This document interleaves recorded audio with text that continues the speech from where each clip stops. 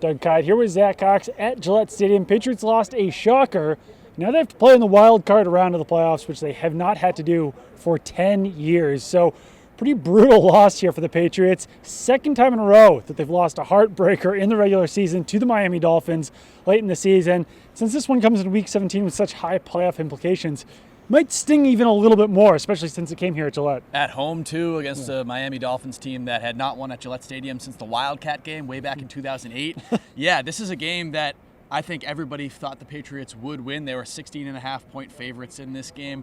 Even with the way that the Dolphins have been playing of late, everybody's been high on Brian Flores' coaching job down there. They'd won 4 of their last 8, but this is a team that was playing guys signed off practice squad, signed off the street, players that most NFL fans probably had never heard of. And they came out here and they took it to the Patriots. They scored the game-winning touchdown with 24 seconds left, and the Patriots weren't able to respond there. So absolutely shocking loss, absolutely crushing loss, because the Patriots, as you mentioned, now need to play on Wild Card Weekend. No team has even reached the Super Bowl that had to play on Wild Card Weekend since the Baltimore Ravens back in 2012. So obviously the odds are now stacked against the Patriots here. Yeah, I mean, the talent disparity in this game should have been extremely high. Like you mentioned, Dolphins were really signing defensive starters off of the Patriots practice squad. 2 guys, Nate Brooks and Kelvin Munson, played a ton of snaps. So Patriots absolutely should have won this game. There was really 4 things that went wrong to me in this game. The pick 6 that Tom Brady threw in the first quarter, or in the first half, that the Patriots really never recovered from. Stephon Gilmore's performance against Devontae Parker certainly hurt.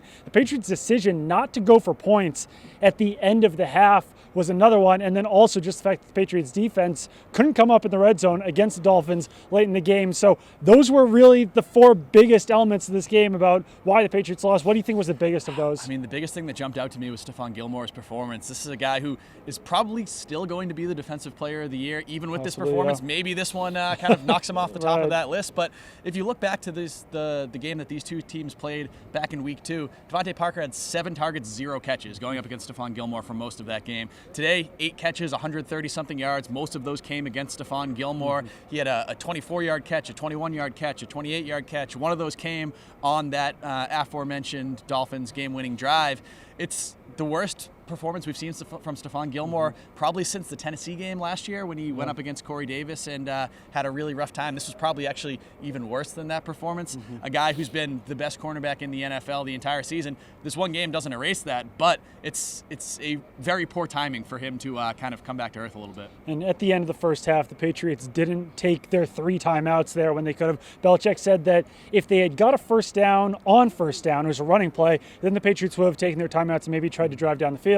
But they didn't, and they came away with no points, obviously, and losing 27-24 against the Dolphins. They certainly could have used at least a field goal on that final drive, but they came away with nothing. Now the Patriots have to play Wild Card Weekend. At this point in time, we don't know who they're playing, but you guys will probably know by the time you're watching this video.